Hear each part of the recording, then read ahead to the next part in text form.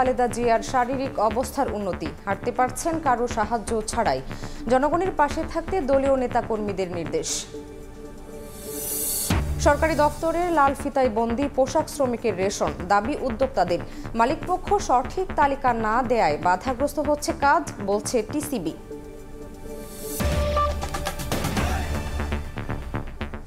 সকালের সময়ের সঙ্গে আছে আমি শামিমা শাম্মী। বিএনপি চেয়ারপারসন ও সাবেক প্রধানমন্ত্রী বেগম খালেদা জিয়ার শারীরিক অবস্থা উন্নতির দিকে। নিজে নিজেই কিছুটা হাঁটাহাঁটি করছেন। লন্ডনে চিকিৎসাধীন থেকেও দেশবাসীর খবর নেয়ার পাশাপাশি জনগণের পাশে থাকতে দলীয় নেতাকর্মীদের নির্দেশনাও দিচ্ছেন। লন্ডন থেকে বিস্তারিত শোয়েব কবিরের রিপোর্টে। লন্ডনে দ্য ক্লিনিকে চিকিৎসাধীন মাকে দেখতে রোববারও আসেন বিএনপির ভারপ্রাপ্ত চেয়ারম্যান তারেক রহমান। ভিতরে প্রবেশের আগে সবার জন্য দোয়া চেয়েছেন তারেক রহমান। সবাই সবার জন্য দোয়া করতে হবে। ছুটির দিনেও হাসপাতালের সামনে ভিড় করেন যুক্তরাজ্য বিএনপি নেতাকর্মীরা। অপেক্ষা করেন দলের চেয়ারপারসন ও সাবেক প্রধানমন্ত্রী বেগম খালেদা জিয়ার শারীরিক অবস্থার খোঁজ নেওয়ার। চিকিৎসাধীন বেগম জিয়া সবসময় দেশের খোঁজ খবর রাখছেন, একই সঙ্গে জনগণের পাশে থাকতে দলীয় নেতাকর্মীদের নির্দেশনাও দিচ্ছেন। স্টেবল অবস্থায় আছেন এবং ইমপ্রুভ হচ্ছেন। আজকে নিজে হাঁটাহাঁটি করছেন এবং আপনারা জানেন ফ্যামিলির সাথে থাকলে স্বাভাবিকভাবে একটা সাইকোলজিক্যাল ডেভেলপমেন্ট হয়। উনি সবসময় দেশের খোঁজখবর নিচ্ছেন এবং জনগণের সমস্যাগুলি সমাধান করার জন্য আমাদেরকে তাগিদ দিচ্ছেন। এদিন প্রফেসর ডাক্তার উনি এসেছিলেন, উনি ওনাকে দেখেছেন, ফিজিওথেরাপি যেটা দেওয়া হয় সেটা ওনারা দিয়েছেন এবং পরবর্তীতে উনি ফিজিওথেরাপি নেওয়ার পর মোটামুটি উনি সবসময় দেশের খবর রাখছেন, একই সাথে জনগণের সমস্যা সমাধানের জন্য তাগিদ দিয়ে নির্দেশনা দিচ্ছেন বলে জানালেন বিএনপি চেয়ারপারসনের উপদেষ্টা ডক্টর এনামুল হক চৌধুরী। এদিকে মাকে হাসপাতালে দেখতে যাওয়ার সময় সবার জন্য দোয়া চাইলেন বিএনপির ভারপ্রাপ্ত চেয়ারম্যান তারেক রহমান। শোয়েব কবির, সময় সংবাদ, লন্ডন। হত্যা মামলার পর এবার দুদকের জালে শেখ হাসিনা। ক্ষমতার অপব্যবহার করে পূর্বাঞ্চলে প্লট জালিয়াতির অভিযোগে মামলা করেছে সংস্থাটি। আসামি করা হয়েছে শেখ রেহানা, পুতুল, জয়, ববি ও সাবেক রাজুক চেয়ারম্যান সহ 16 জনকে। ক্ষমতার অপব্যবহার করে অনিয়ম ও দুর্নীতির মাধ্যমে পূর্বাঞ্চল নতুন শহরে প্রকল্পে 10 কাঠা করে 6টি প্লট বরাদ্দ নেন সাবেক প্রধানমন্ত্রী শেখ হাসিনা ও তার পরিবারের সদস্যরা। এমন অভিযোগে গেল 26শে ডিসেম্বর শেখ হাসিনা, তার ছেলে সজীব ওয়াজেদ জয়, মেয়ে সাইমা ওয়াজেদ পুতুল, ছোট বোন শেখ রেহানা, রেহানার ছেলে রেদওয়ান মুজিব সিদ্দিকী ববি এবং রেহানার মেয়ে আজমিনা সিদ্দিকীর বিরুদ্ধে অনুসন্ধানের নামে দুদক। অনুসন্ধানের 10 কার্যদিবসের মাথায় মামলা করল সংস্থাটি। বিধি অনুযায়ী রাজধানীতে কারোর নামে বাড়ি বা প্লট থাকলে তার রাজুকের প্লট পাওয়ার কথা নয়, কিন্তু পুতুলের নামে ধানমন্ডি ও গুলশানে প্লট থাকার পরও নিয়মে তোয়াক্কা না করেই পূর্বাঞ্চলে 10 কাঠার প্লট বরাদ্দ দেয় রাজুক। ক্ষমতার অপব্যবহার করে আইনসম্মত পারিশ্রমিক না হওয়া সত্ত্বেও আইন মতে বরাদ্দ পাওয়ার যোগ্য না হওয়া সত্ত্বেও পরস্পর যোগসাজশে পূর্বাঞ্চল আবাসন প্রকল্পের 27 নং সেক্টরের 203 নং রাস্তার প্লট নং 1017 অভিযোগ সংশ্লিষ্ট জনাব সাইমা ওয়াজেদের নামে বরাদ্দ প্রদান। মামলার এজাহারে বলা হয়েছে তৎকালীন প্রধানমন্ত্রী প্রভাব খাটিয়ে তার মেয়ের নামে অবৈধভাবে এই প্লট বরাদ্দ নেন। মামলায় আরও আসামি করা হয়েছে গৃহায়ণ ও গণপূর্ত মন্ত্রণালয়ের সচিব শহীদুল্লাহ খন্দকার, সাবেক রাজুক চেয়ারম্যান আনিসুর রহমান মিয়া সহ 14 জনকে। তার মাতা জনাব শেখ হাসিনা, সাবেক প্রধানমন্ত্রী, গণপ্রজাতন্ত্রী বাংলাদেশ সরকার, সরকারের সর্বোচ্চ পদাধিকারী ও পাবলিক সার্ভেন্ট হিসেবে বহাল থাকাকালে তার উপর অর্পিত ক্ষমতার অপব্যবহার করে প্লটের বাস্তব দখল সহ রেজিস্ট্রেশন মূলে প্লট গ্রহণ করার অপরাধে আজ একটি মামলা রুজু করা হয়েছে। শেখ হাসিনা পরিবারের নামে পূর্বাঞ্চলে আরও 50 কাঠার প্লট বরাদ্দে অনিয়মের ঘটনায় দুদক আরও 5টি মামলা করবে বলে জানা গেছে। তাসলিম তৌহিদ, সময় সংবাদ, ঢাকা। আন্তর্জাতিক আইন লঙ্ঘন করে সীমান্তে কাঁটাতারের বেড়া নির্মাণ চেষ্টার প্রেক্ষিতে ভারতের রাষ্ট্রদূতকে তলব করে প্রতিবাদ জানিয়েছে বাংলাদেশ। তলবের প্রেক্ষিতে রোববার বিকেলে পররাষ্ট্র সচিবের সঙ্গে আলোচনা শেষে প্রণয় ভার্মা কূটনৈতিক ভাষায় বলেন, অপরাধমুক্ত সীমান্ত গড়তে বেড়া নির্মাণে বাংলাদেশের সহযোগিতা চায় ভারত। এর আগে স্বরাষ্ট্র উপদেষ্টা বলেন, কাঁটাতারের বেড়া নির্মাণ সহ সীমান্তে কিছু অসম কাজ করতে আওয়ামী লীগ সরকার ভারতকে সুযোগ দিয়েছে। ভারতের সঙ্গে বাংলাদেশের অসম চুক্তিসমূহ পর্যালোচনা করে দেখা হবে বলে জানান তিনি।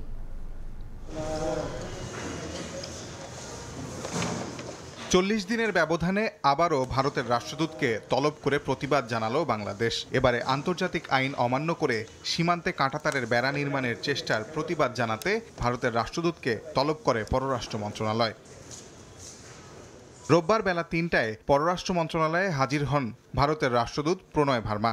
আধা ঘন্টা আলোচনা হয় পররাষ্ট্র সচিব জসিম উদ্দিনের সঙ্গে। পরে সাংবাদিকদের ভারতের রাষ্ট্রদূত কূটনৈতিক ভাষায় বলেন, দুই দেশের মধ্যে সীমান্তে বেড়া নির্মাণের সমঝোতা আছে, তাই বাংলাদেশের কাছ থেকে সহযোগিতামূলক আচরণ প্রত্যাশা করে Bharat. We have an understanding with regard to fencing the border for security. Our two border guarding forces, BSF and BGB, have been in communication in this regard. We expect that understandings will be implemented and that there will be a cooperative approach to combating crime. সীমান্তে BSF এর কার্যকলাপের বিষয়ে প্রণয় ভার্মাকে বাংলাদেশের গভীর উদ্বেগের বিষয়ে জানিয়েছেন পররাষ্ট্র উপদেষ্টা। ব্রিফিংয়ে একথা জানান পররাষ্ট্র মন্ত্রণালয়ের মুখপাত্র। সুনামগঞ্জে বিএসএফ কর্তৃক সম্প্রতি একজন বাংলাদেশি নাগরিকের হত্যার বিষয়টি উল্লেখ করে পররাষ্ট্র সচিব সীমান্তে হত্যার পুনরাবৃত্তি নিয়ে গভীর উদ্বেগ এবং হতাশা প্রকাশ করেন এবং ভারতীয় কর্তৃপক্ষকে এই ধরনের ঘটনার পুনরাবৃত্তি বন্ধ করতে এবং এই সমস্ত সীমান্ত হত্যাকাণ্ডের তদন্ত পরিচালনা এবং দোষীদের বিরুদ্ধে ব্যবস্থা নেওয়ার আহ্বান জানান। তিনি আরও উল্লেখ করেন যে এটি একটি গুরুতর উদ্বেগের বিষয় যে ভারতীয় কর্তৃপক্ষ বারবার প্রাণঘাতী কৌশল এবং হত্যা বন্ধ করার দৃঢ় প্রতিশ্রুতি দেওয়ার পরেও এই ধরনের হত্যাকাণ্ড অব্যাহত রয়েছে। এদিন সকালে স্বরাষ্ট্র মন্ত্রণালয়ে এ সংক্রান্ত বৈঠক শেষে উপদেষ্টা জানান, চুক্তি অনুসারে সীমান্তের কোনো অংশে আলোচনা ছাড়া কোনো অবকাঠামো করতে পারবে না ভারত। এই কয় জায়গায় কাজ শুরু হচ্ছিল, সবকটা জায়গায় কাজ বন্ধ আছে। আমাদের জায়গা দিব না, এতে আবার কঠোরের কি আছে? আমার জায়গা আমি কঠোর থাকবো না মানে কি হেনি কি কই মানছে নিতে বন্ধ করে দিছে? এখন হলো কি তারা বিভিন্ন জায়গায় তো সমস্যা করার চেষ্টা করবে, বাট আমরা যেভাবে হোক ছলে বলে কৌশলে যেইভাবে এই সমস্যা সমাধান। বছর পার হলেও সরকারের কাছ থেকে রেশন সুবিধা পাচ্ছেন না তৈরি পোশাক শ্রমিকরা। কারণ হিসেবে লাল ফিতার দৌরাত্ম্যকে দায়ী করছেন শিল্প মালিকরা। যদিও নিজেরা প্রস্তুত দাবি করে টিসিবি জানাচ্ছে মালিকপক্ষ থেকে সঠিক তথ্য না পাওয়ায় পণ্য দিতে পারছেন না তারা। এদিকে শুধু পোশাক খাতে নয়, বাজার বাস্তবতায় যেন সব শ্রমিক সমান সুবিধা পায়, সরকারকে সে উদ্যোগ নেয়ার তাগিদ দিচ্ছেন অর্থনীতিবিদরা। কামরুল হাসান সবুজের রিপোর্ট। ভালো স্যালারি পাইতেছি, চিকিৎসা ভাতা পাইতেছি। টিসিবি পণ্যটা দেওয়ার কথা ছিল, সেই টিসিবি পণ্যটা আমরা এখন পাচ্ছি না। সরকার যেন আমাদের গার্মেন্টস কর্মীদের জন্য একটা রেশন কার্ডের ব্যবস্থা করে। ওটা যদি চালু করে তাহলে আমরা খুবই উপকৃত হব।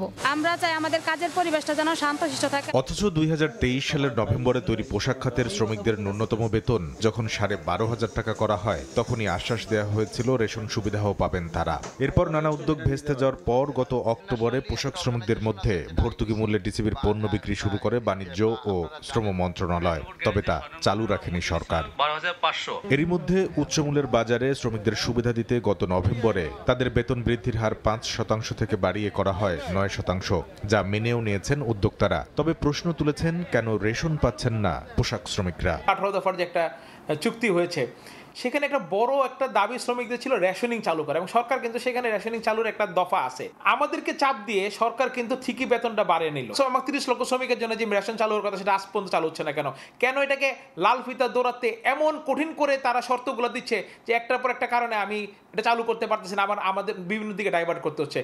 সহজভাবে কেন তারা আমার শ্রমিককে কেন তারা রেশনটা দিচ্ছে না? উদ্যোক্তারা লাল ফিতার দৌরাত্ম্যকে দায়ী করলেও সরকারি বিপণন সংস্থা টিসিবি বলছে, সুবিধাভোগীদের সঠিক তালিকা না পাওয়ায় পোশাক শ্রমিকদের রেশন দিতে পারছেন না তারা। টিসিবি বাণিজ্য মন্ত্রণালয়ের মাধ্যমে বিজিএমইকে চিঠি লিখেছে, তাদের কোন গার্মেন্টসে কতজন ওয়ার্কারের জন্য পণ্য দিতে চায় সেই লিস্টটা আমাদের কাছে প্রেরণের জন্য। আমরা এখন পর্যন্ত লিস্টটা পাইনি, তবে টিসিবি প্রস্তুত আছে। বাজার বাস্তবতায় যেন সব খাতের শ্রমিক সরকারের নেয়া খাদ্যভিত্তিক কর্মসূচির সমান সুযোগ পান, সেই তাগিদ দিচ্ছেন অর্থনীতিবিদরা। সরকারকে এমনভাবে চিন্তা করতে হবে যে সুবিধাটা আমরা সব শ্রমিককে যেন দিতে পারি, কোন একটা পার্টিকুলার সেক্টরের কথা চিন্তা না করাই ভালো।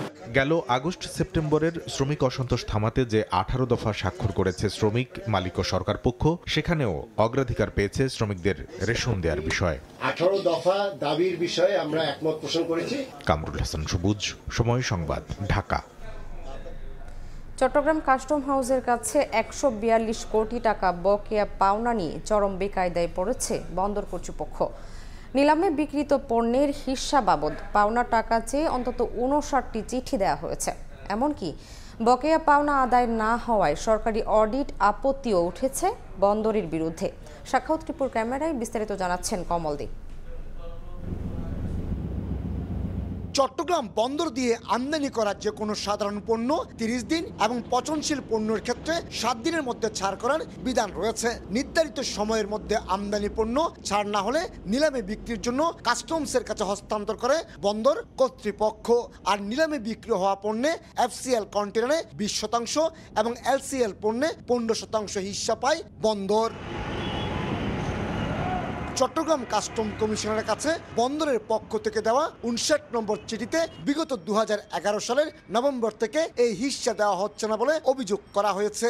বছরের পর বছর হিস্সার 142 কোটি 72 লাখ 39 হাজার টাকা বকেয়া পড়ে থাকায় সরকারি অডিট টিম বন্দর কর্তৃপক্ষের বিরুদ্ধে অডিট আপত্তি উত্থাপন করেছে বলে চিঠিতে উল্লেখ করা হয়। যে মালগুলা অকশন সেল আউট হয় সেগুলোর একটা সেল প্রসিডার একটা অংশ আমরা পাই, সেটার হিসাব করতে করতে আমরা এখন 140 কোটি টাকার মতো আমরা পাওনা হই। মাঝে মাঝে কিছু পণ্য বোঝাই কন্টেনার, ইয়কশন এবং ফল, আদা, খেজুর, জুসের মতো বাকি পচনশীল পণ্যগুলো হাতুড়ি পিটিয়ে উন্মুক্ত নিলামে বিক্রি করে চট্টগ্রাম কাস্টম হাউস। অন্যান্য সংস্থাগুলোর সঙ্গে হিস্সা জটিলতা কাটিয়ে বন্দরের পাওনা পরিশোধের চেষ্টা চলছে বলে জানিয়েছেন চট্টগ্রাম কাস্টম হাউসের এই কর্মকর্তা। চিঠিটা পাঠিয়েছে, এটা হয়তো ওই শাখা থেকে, সংশ্লিষ্ট শাখা থেকে এটা ফাইলটা পুট আপ হয়ে এটা কার্যক্রম গ্রহণ করবে। এখনো 10,000-এর বেশি পণ্য বোঝাই কন্টেনার নিলামের অপেক্ষায় থাকলো মামলা সহ নানামুখী জটিলতায় চট্টগ্রাম কাস্টম হাউস নিলামে গতি আনতে পারছে না। চট্টগ্রাম কাস্টম হাউস থেকে বন্দর ভবনের দূরত্ব মাত্র 20 থেকে 30 গজ। গত 11 বছরে পাওনা হিস্সা চেয়ে চিঠি দেওয়া হয়েছে বন্দরের পক্ষ থেকে 58টি, কিন্তু সেই টাকা পাওয়া যায়নি। বরং টাকা বাড়তে বাড়তে এসে দাঁড়িয়েছে 142 কোটিতে। তারপরে বন্দর কর্তৃপক্ষ আশা করছে সব জটিলতা নিরসন করে কাস্টম হাউস তাদের ন্যায্য হিস্সা পরিশোধ করবে। কমল দে, সময় সংবাদ, চট্টগ্রাম। পদ্মা সেতু চালু হওয়ার পরও দক্ষিণাঞ্চলে গড়ে উঠছে না কাঙ্ক্ষিত শিল্প কারখানা। সম্ভাবনা থাকা সত্ত্বেও বাড়ছে না কর্মসংস্থানের সুযোগ। গ্যাস সংযোগ, রেল লাইন স্থাপনের দাবি দীর্ঘদিনের। একই সঙ্গে রাজনৈতিক স্থিতিশীলতার প্রয়োজন বলেও জানান বিনিয়োগকারীরা। অপূর্ব রিপোর্ট। দেশের দক্ষিণাঞ্চলে যোগাযোগের মাইল ফলক স্থাপন করেছে পদ্মা সেতু। বরিশাল বিভাগের অর্থনীতির গতিপথ পাল্টে দেওয়ার সুযোগ তৈরি হয়েছে এই সেতুর মাধ্যমে। তবে এই সম্ভাবনার কাঙ্ক্ষিত সুফল মিলছে না। নতুন কর্মসংস্থানের সুযোগ তৈরি হয়নি এ অঞ্চলে। বিসিকের প্লট সহ পদ্মা পার হয়ে ভাঙা থেকে বরিশাল পর্যন্ত অনাবাদি জমি পড়েই আছে, কিন্তু শিল্প প্রতিষ্ঠান গড়ে উঠছে না। বিনিয়োগকারীদের অভিযোগ, গ্যাস সংযোগ না থাকা, মহাসড়ক সংকুচিত সহ ব্যবসা বান্ধব না হওয়াতেই বরিশাল শিল্পে বঞ্চিত। গ্যাস ভিত্তিক বিদ্যুৎ প্ল্যান্ট দিয়ে যত কম কস্টিংয়ে এ ধরনের একটি ভারী ইন্ডাস্ট্রি চালানো সম্ভব, সেটা আমরা পিডিপি থেকে বিদ্যুৎ নিয়ে এটা পসিবল না কখনোই, যার জন্য আমাদের কস্টিং বাড়তেছে এবং কম্পিটিশন মার্কেটে এটা হ্যাম্পার হচ্ছে। এটি একটি অপার সম্ভাবনার জায়গা, ঠিক বলেছেন, কিন্তু এখানে আপনার যে সম্ভাবনা আছে সেই সম্ভাবনাকে কাজে লাগাতে হবে। দ্বীপ জেলা ভোলায় মিলেছে বিপুল পরিমাণ প্রাকৃতিক গ্যাস। এখানে উৎপাদিত প্রায় 500 মেগাওয়াট বিদ্যুৎ জাতীয় গ্রিডে সরবরাহ হচ্ছে। তবে গত 2 দশকে হাতে গোনা নামে মাত্র কয়েকটি কারখানা দাঁড়ালেও কোনো বিস্তার নেই। ভোলা বরিশাল সেতু নির্মাণ না হওয়ায় পদ্মা সেতুর সুফল পাচ্ছেন না জেলাবাসী। ভোলা বরিশাল যদি সেতু হয় তাহলে পদ্মা সেতু 100% সুফল আনবে। সার কারখানা হইতে পারতো, কিন্তু আসলে ওই সরকারের দৃষ্টি ছিল না। সরকারের গাফিলতির কারণেই ভোলায় পর্যাপ্ত পরিমাণ গ্যাস থাকা সত্ত্বেও মিল ইন্ডাস্ট্রি গড়ে উঠতেছে না। পটুয়াখালীতে পায়রা সমুদ্র বন্দর ও 2টি তাপবিদ্যুৎ কেন্দ্র নির্মিত হয়েছে। রয়েছে বিসিক শিল্পনগরী। এছাড়া ইপিজেড নির্মাণেরও কাজ চলমান। অন্যদিকে সম্ভাবনার দুয়ার খুলেছিল পিরোজপুরেও। পদ্মা ও বেকুটিয়া সেতু চালু হওয়ায় শিল্প প্রতিষ্ঠান ও কলকারখানা গড়ে উঠবে এমন আশায় বুক বাঁধলেও এখন পর্যন্ত হয়নি নতুন কোনো প্রতিষ্ঠান। পায়রা পোর্ট এর সুফল ব্যবসায়ীরা নিতে পারছে না, শুধুমাত্র আমাদের যাতায়াত ব্যবস্থা দুরবস্থার কারণে। পটুয়াখালীতে মূলত কাঠামোগত অনেক উন্নয়নই হয়েছে, কিন্তু এখানে কোনো ধরনের ভারী শিল্প কারখানা নেই। এখানে যদি এটা থাকে তাহলে আমাদের বেকারত্ব মোটামুটি দূর হবে। এদিকে পদ্মা সেতু চালুতে ঝালকাঠি জেলা সদরের আলোচিত বাসন্ডা নদী পাড়ের বাজারে বিভিন্ন শিল্প কারখানা গড়ে ওঠার সম্ভাবনা দেখা দিলেও বাস্তবে ভিন্ন চিত্র। প্রায় অর্ধেক লবণ কারখানাই বন্ধ। নতুন ব্যবসা প্রতিষ্ঠান সৃষ্টি এবং পৃষ্ঠপোষকতার অভাবকে দায়ী করছেন স্থানীয় ব্যবসায়ী ও শ্রমিক কর্মচারীরা। পদ্মা সেতুই আমাদের কোনো কাজে আয় না, আর আমাদের ঝালকাঠি মোকাম নষ্ট হয়ে গেছে। লবণের মিল আসলে 25-30টা, ওখান থেকে বন্ধ হয়ে গেছে 10-15টা। ইন্ডাস্ট্রিয়াল কোনো কিছু আসে না এবং ব্যাংক ঋণেরও সমস্যা। আমাদের ব্যবসা বাণিজ্য এখন খুব তলানিতে চলতেছে। বরিশাল বিভাগের 6 জেলার 6টি বিসিক শিল্পনগরীতে 977টি প্লট রয়েছে। এখানে চালু আছে 338টি ইউনিট, এখনো খালি অর্ধেকেরও বেশি। অপূর্ব অপু, সময় সংবাদ, বরিশাল। বইপ্রেমীদের বরণ করে নিতে একটু একটু করে এগিয়ে চলছে অমর 21শে বইমেলা 2025-এর প্রস্তুতি। বিগত এক দশকের মতো এবারও মেলার আয়োজন বাংলা একাডেমি প্রাঙ্গণ আর সোহরাওয়ার্দী উদ্যান হলেও পরিবর্তন এসেছে সার্বিক বিন্যাসে। এরই মধ্যে শুরু হয়েছে স্টল তৈরির প্রাথমিক কাজ। তবে প্যাভিলিয়ন না পাওয়া আর স্টল পরিধি ছোট হওয়া নিয়ে কিছু প্রকাশকের মাঝে অসন্তুষ্টি থাকলেও কর্তৃপক্ষের প্রত্যাশা সবার অংশগ্রহণে নতুন বাংলাদেশের চেতনা প্রতিফলিত হবে এবারের বইমেলায়।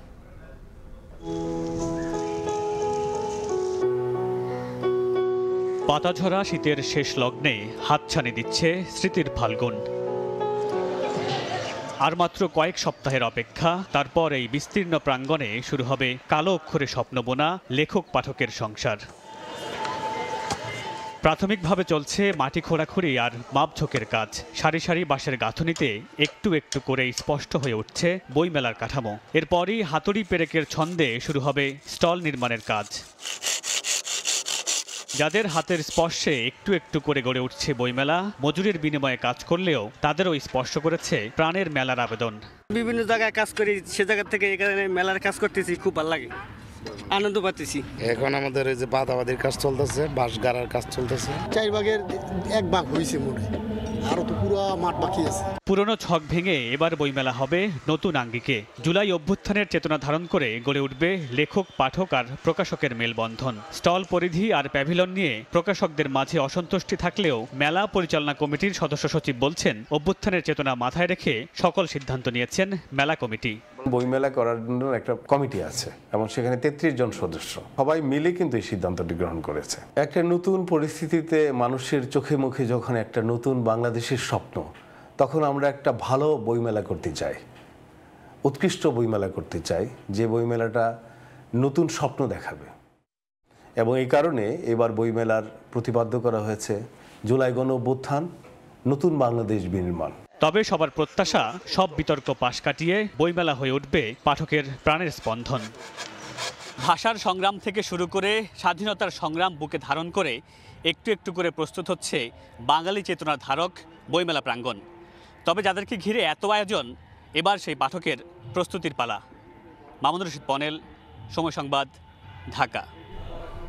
প্রতি বছর বরগুনার 15টি খেয়াঘাট থেকে কয়েক কোটি টাকা রাজস্ব আদায় করে সরকার, অথচ সব ঘাটে নেই যাত্রী ছাউনি। আবার কোথাও থাকলেও সেটি দখল হয়ে গেছে, এমনকি নেই কোনো শৌচাগার। এতে ক্ষুব্ধ যাত্রীরা। তবে শিগগিরই সমস্যা সমাধানের উদ্যোগ নেয়ার কথা জানিয়েছে জেলা প্রশাসন। রুবেল হোসেনের ছবিতে সাইফুল মিরাজের রিপোর্ট। 1,07,00,000 টাকায় ইজারা দেওয়া হয়েছে বরগুনার বড়ইতলা বাইনচটকি খেয়াঘাট। এ ঘাটের বাইনচটকি পাড়ের যাত্রী ছাউনির বেহাল দশা, আর বড়ইতলা পাড়ের যাত্রী ছাউনিটি বর্তমানে বেদখল। একই অবস্থা 1,53,00,000 টাকায় ইজারা দেয়া আমতলী পুরাকাটা খেয়াঘাটেরও। প্রতি বছর 15টি খেয়াঘাট ইজারা দেয় জেলা পরিষদ। এসব ঘাট থেকে ট্রলারে করে প্রতিদিন লক্ষাধিক মানুষ নদী পার হন। যাত্রীদের অভিযোগ, এ খাত থেকে সরকার প্রতি বছর কোটি কোটি টাকা রাজস্ব আদায় করলেও যাত্রীদের ন্যূনতম সুযোগ সুবিধা নিশ্চিত করা হয়নি। দুই পারি 2টা যাত্রী ছাউনি আছে জেলা পরিষদ কর্তৃক নামে যাত্রী ছাউনি, কিন্তু এখানে ওই উপরে টিন নেই, সাইডে বেড়া নাই, কোনো কিছুই যাত্রীদের সুবিধার জন্য এখানে নেই। এবং এ বিষয়ে অভিযোগ দেওয়ার পরেও কোনো ব্যবস্থা নেয়নি প্রশাসন। তবে শিগগিরই ঘাটগুলোতে যাত্রী সেবা নিশ্চিত করতে উদ্যোগ নেওয়ার আশ্বাস জেলা প্রশাসনের। এস্টিমেট করার পরে এগুলো আমরা আমাদের মিনিস্ট্রিতে পাঠাবো, মিনিস্ট্রি থেকে অনুমোদন আসলে আমরা শীঘ্রই এগুলো টেন্ডার দিয়ে কাজ শুরু করব। জেলা পরিষদের তথ্য মতে চলতি বছর বরগুনার খেয়াঘাটগুলো ইজারা দেওয়া হয়েছে 5 কোটি 22 লাখ টাকায়। সাইফুল মিরাজ, সময় সংবাদ, বরগুনা। আইন অমান্য করে ভোলার বিভিন্ন নদী থেকে শিকার করা হচ্ছে জাটকা। নিষিদ্ধ জালে ধরা এসব মাছ বিক্রি হচ্ছে প্রকাশ্যে। পরিস্থিতি কোনোভাবেই নিয়ন্ত্রণে আনতে পারছে না স্থানীয় প্রশাসন। এতে ইলিশের উৎপাদন হুমকিতে পড়ার শঙ্কা সংশ্লিষ্টদের। তবে আইন প্রয়োগে আরও কঠোর হওয়ার গতানুগতিক আশ্বাস মৎস্য বিভাগের। ভোলার শিবপুর মাছঘাটে 4 থেকে 6 ইঞ্চি আকারের ইলিশের পোনা বিক্রির জন্য ঝুড়িতে সাজাচ্ছেন এক ব্যাপারী, অথচ 10 ইঞ্চির নিচে ইলিশের পোনা শিকার ও বিপণন দণ্ডনীয় অপরাধ। হালিপতি 100 থেকে 110 টাকায় কেনা এসব জাটকা নদীতে থাকলে কয়েক মাস পরে 3 থেকে 4 হাজার টাকায় বিক্রি হতো। শিবপুর মাছঘাটে দেখা যায় মৎস্য বিভাগের ঘাট পাহারাদারের উপস্থিতিতেই মেঘনা নদী থেকে ধরা জাটকা নিয়ে একের পর এক নৌকা ট্রলার তীরে ভিড়ছে। সেই ঝাটকা ঝুড়িতে ভরে নেওয়া হচ্ছে আড়তগুলোতে, এরপর তা বিক্রি হচ্ছে হাঁকডাকের মাধ্যমে। জেলেরা জানান মৎস্য বিভাগের অভিযান চললে ঝাটকা উঠানামা ও বেচাকেনা বন্ধ করে দেয় আড়ত মালিক ও ব্যাপারীরা, কিন্তু তারা চলে যাওয়ার পরপরই আগের মতো আবারও শুরু হয় বেচাকেনা। তবে অভাবের কারণে বাধ্য হয়ে জাটকা ধরার কথা জানালেন তারা। বড় ইলিশ পাই না, একথা একটু জাটকা ধরে আরি কিস্তি মিস্তি চালানোর লেগে আরি কুচা জাল দিয়ে মাছগুলা ধরে আমাদের সম্পদ নষ্ট করে ফেলায়। সংশ্লিষ্টরা বলছেন জাটকা রক্ষায় মৎস্য বিভাগ ও আইন শৃঙ্খলা বাহিনীর অভিযানে নিষিদ্ধ জাল সহ ধরা পড়ছে জেলেরা, তারপরও থামছে না জাটকা নিধন। মৎস্য বিভাগের পক্ষ থেকে আমরা প্রতিনিয়ত এই অভিযান চলমান রয়েছে। এছাড়া আমরা জেলেদেরকে বিভিন্নভাবে অ্যাওয়ারনেস করার চেষ্টা করছি। তবে আইন প্রয়োগে আরো কঠোর হওয়ার গতানুগতিক আশ্বাস মৎস্য বিভাগের। ক্ষতিকর যে জাল আছে সেই জালগুলো যাতে দিয়ে এই জাটকা যাতে ধরতে না পারে সেই অভিযানও এটা চলছে এবং অভিযানটা আরো জোরদার করণ হচ্ছে। সরাসরি টার্গেট করে জাটকা ধরার মতো সেই পরিবেশ এবং সেই সুযোগ এখন নাই। আইন শৃঙ্খলা বাহিনী সহ মৎস্য বিভাগ যথেষ্ট তৎপর। মৎস্য বিভাগের তথ্য মতে ভোলায় এবছর ইলিশ উৎপাদনের লক্ষ্যমাত্রা নির্ধারণ করা হয়েছে 1,92,000 মেট্রিক টন। নাসির উদ্দিন লিটন, সময় সংবাদ, ভোলা। সিন্ডিকেটের কাছে জিম্মি পটুয়াখালীর কৃষক। 40 কেজিতে মন হলেও বিক্রির সময় কৃষকের কাছ থেকে 48 কেজি ধান নিচ্ছেন ব্যবসায়ীরা। অভিযোগ উঠেছে ফরিয়া সিন্ডিকেট দিনের পর দিন এভাবে চাষিদের ঠকালেও নেই কোনো প্রতিকার। তৌকিব পেদার ছবিতে শিকদার জাবির হোসেনের রিপোর্ট। 40 কেজিতে 1 মন। তবে পটুয়াখালীতে ধান বিক্রির সময় কৃষকের কাছ থেকে প্রতি মনে 48 কেজি করে নেওয়া হচ্ছে। কৃষকের অভিযোগ শুধু ধান বিক্রির সময়ই প্রতি মনে 8 কেজি করে অতিরিক্ত দিতে হচ্ছে। 40 কেজিতে ধানের মন নেয়, কিন্তু এবছর যে দালালেরা 48 কেজিতে মন নিতে আছে, সেই জন্য আমরা প্রতারিত হচ্ছে। আমাদের ধান তো 40 কেজিতে মন হয়, এখন পাইকারি যেমন 48 কেজি নেয়। আমরা কৃষকেরা ধানের ন্যায্য দাম পাই না। কৃষকের কাছ থেকে কেনার সময় প্রতি মনে 48 কেজি ধরা হলেও ফরিয়া ব্যবসায়ীরা চাল কল ও খুচরা বাজারে ঠিকই প্রতি মন বিক্রি করছে 40 কেজি হিসেবে। মিল মালিকরা জানান দালাল সিন্ডিকেটের কাছে কৃষকের পাশাপাশি ঠকছে মিল মালিকরাও। মন ভাঙ্গে আমাদের 40 কেজি বস্তা সহ 41 করে আমাকে মিলে পৌঁছায় দেয়। আমরা মিল মালিকেরা 41 কেজি সালা সহ ধান আমরা কিনি। এমন কারসাজি ক্যামেরায় ধরা পড়ার পরও অস্বীকার করেন ধান ব্যবসায়ীরা। 41-40 হয়, কিনি আপনার 50, 100 মন, 10 মন, 20 মন। 1000 কিনলে 1050 বা 1100 বিক্রি করি। 1000 টাকা 950 টাকা কেনা যায়, তা আবার নিজেদের খরচায় আনতে হয়। এ নিয়ে কোনো সদুত্তর নেই সংশ্লিষ্ট বিভাগের কাছে। সকল নির্বাহী কর্মকর্তাকে নির্দেশনা দেওয়া আছে, এই জন্য প্রয়োজনীয় মোবাইল কোর্টের আওতায় এনে এই যারা কৃষকদেরকে প্রতারিত করতে চাচ্ছে তাদের বিচারের আওতায় আনা হবে এবং সকল ক্ষেত্রেই আমরা চাচ্ছি যে 40 কেজিতে ধানের মন বিক্রি হোক। কৃষকের তথ্য মতে প্রতি কেজি ধান উৎপাদন করতে 30 টাকা খরচ হলেও সিন্ডিকেটের কাছে বিক্রি করতে হয় 25 টাকায়। শিকদার জাবির হোসেন, সময় সংবাদ, পটুয়াখালী। 2025 সালের খেলার সূচি প্রকাশ করেছে বাংলাদেশ বাস্কেটবল ফেডারেশন।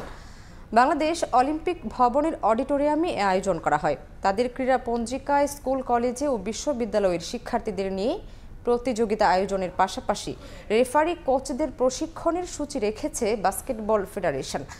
বাস্কেটবলের প্রসারের জন্য বিভাগীয় পর্যায়ে টুর্নামেন্ট আয়োজন করবে তারা। এদিকে বর্তমানে জাতীয় দল না থাকায় এ সকল প্রতিযোগিতার মধ্য দিয়েই নতুন করে দল গঠনের কথা জানান ফেডারেশন।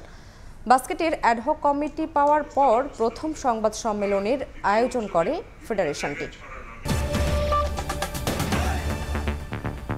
এই ছিল সকালের সময়। সঙ্গেই থাকুন সময়ের।